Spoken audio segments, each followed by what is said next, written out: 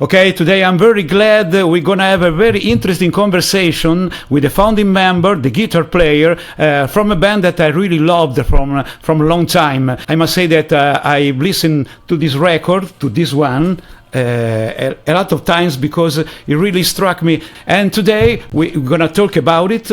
Ben Jackson from Crimson Glory. Here we are. Hey, how are you? Greetings. I'm talking about this record. Let's start from the beginning. How did it happen that your band recorded this great piece of music, and how was the beginning of the band, of the Crimson Glory band, before that?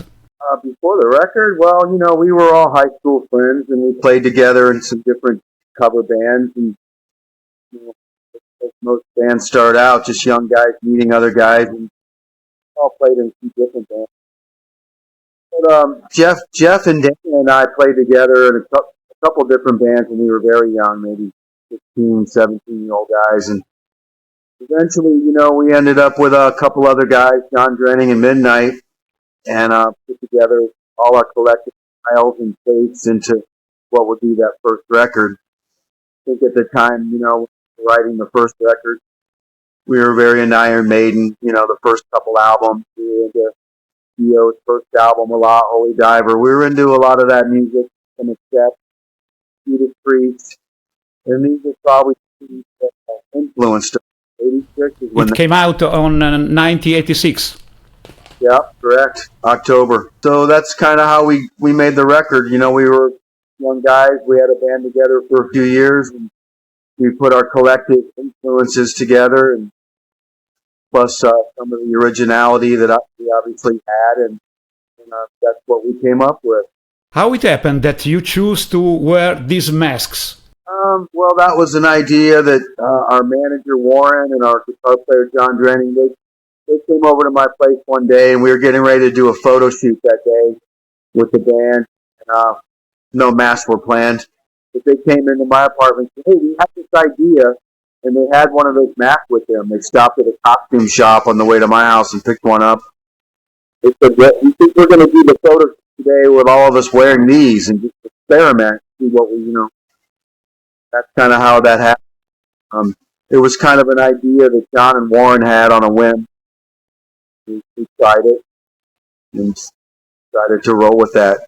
I think it was a very good idea, because first time that I saw this picture on a magazine, on a metal magazine, sounds mysterious, you know, because like, for example, Kiss or many other bands like this that used to mask their faces, I found it very, very interesting, very appealing, you know what I mean?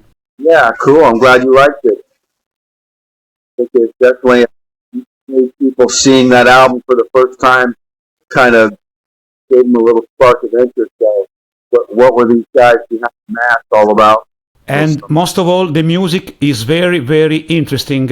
Not only on this record, of course, but also the second one that for me, I consider this a masterpiece, really a masterpiece from the 80s. In my opinion, sounds like a little bit like Queensryche, but has a big personality. And for example, piece of music like Lonely, it was also a single, a video, if I remember well. And Painted Sky, Mask of the Red Death, these tracks really, I don't know, it really makes me feel good, but also something like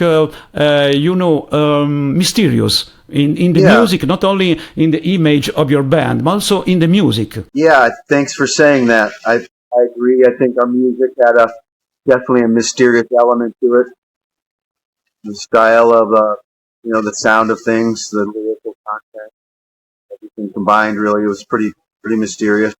This record for me is your best, but then later on, after this, something's happened inside the band. I mean that the third record came out some years later, but many things changed, and you wasn't there, if I remember well. Right. On the third album, yeah. No, on the third album, I wasn't there. What happened? Because also the music changed, and the image of the band changed. Many things changed. Some of the guys in the band had some ideas for some things they wanted to do. Primarily John, he wanted to try something where he wanted to be the only guitar player on an album and style into a little bit more of a mainstream kind of a rock sound and see how that, worked for the band. And, I wasn't really on board for that thing. Well, I didn't really have much choice because he wanted to do the one guitar player thing, and he kind of talked the other guys into that idea, and they kind of went with him, like Jeff and Midnight. So that's kind of what that was. John wanted to try something different, and I didn't really protest it. I just kind of stepped away and said, "Okay, go ahead and do that." And that's how that ended up. They did the third album. It was really a cool record, in my feeling. I like all kinds of rock and heavy rock and blues stuff and whatever. I liked it, but I would have rather seen the band keep to the original style and just keep putting out records in that style. I think that would have been a better business decision. The band to sort of stay in the same vein, but John wanted to try something different, so he did. That was the result. Yeah, because the third album, Strange and Beautiful, made some fans a little bit disappointed, we have to say. Yeah, I saw that at the time, that some of the fans didn't really receive it that well. I understood because it was such a big difference from what we used to with the band, so I would feel the same way, I guess, if I was a fan of 3 records and they changed that drastically. I would be like, what is this? But I can still say, though, it was a good record. It had good qualities, some cool songs. It's just a piece of time, But it looks like another different band, a brand new one. Not exactly the same as this. Yeah, there's similar stories with many bands, I'm sure, where they wanted to change a member or change style on a certain record, and it turned out to maybe not work so good. Let's talk a little about Midnight, because a singer like this is not very common, I must say. Really a great voice and probably also a great character. Of course, I didn't meet him, but I'm sure it was a very, very good person. What's your remembering about him?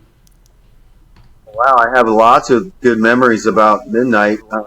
We kind of met in high school when we were around 16 years old, and we used to hang around high school parties together and the beach before he even joined the band. So I kind of knew him in our youth. And, after he joined our band, our friendship became very solid. We were always very, very close, him and I, and,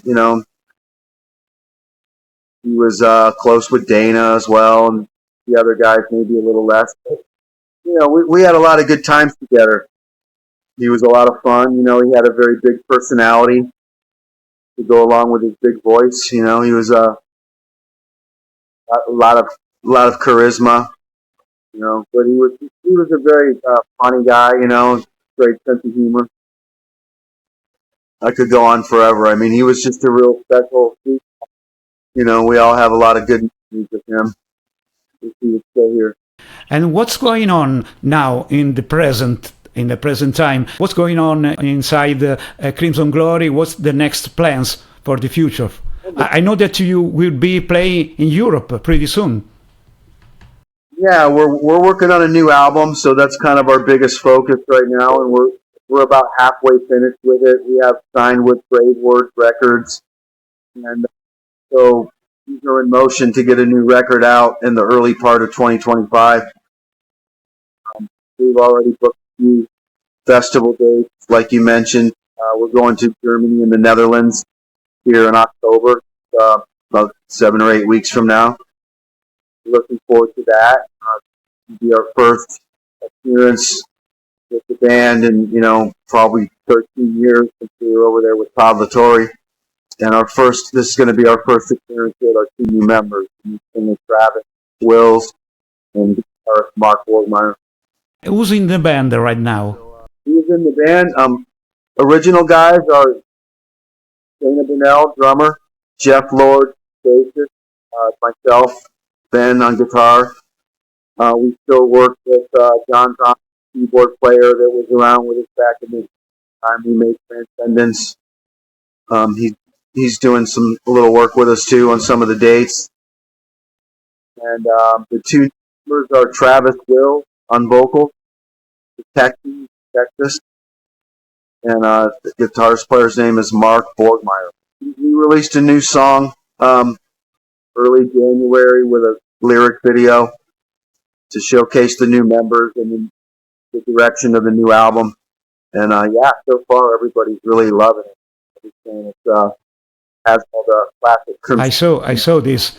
So, sounds great. Thank you. Ben, if you want to say something in the end for your Italian and European fans, because there are many, maybe you don't know, but there are a lot of people that say to me, Crimson Glory was very great, was greatest band in the 80s that probably didn't make it big, but it's in our heart and in our brain. The music was very, very good. So if you want to say something, I'm very glad. Oh, well, thank you. Just want to say shout out and hello to all the fans there in Europe and Italy. You know, love you all. It's been a long road for Crimson Glory since the beginning till now, and meeting all the fans on our many trips to Europe has always been one of my biggest pleasures.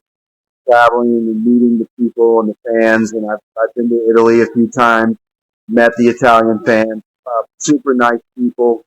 You know, gracious, and they love the music, and it always makes me feel very warm and happy when I meet and I'm around the fans over there in Europe. So can't wait to see everybody this year.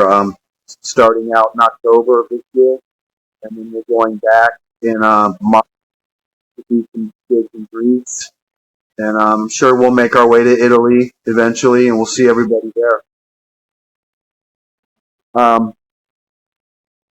You know, I think our first gig we have coming up, Keep It True, Rising in Germany. I think we'll probably see some Italians there, Greeks there, some people from France. You know, it's festivals in Germany, but I don't think it's going to be just Germans. I think there's going to be a lot of Europeans converging on Germany for that festival.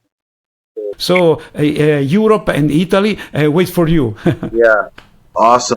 Thank you, Ben. You're welcome.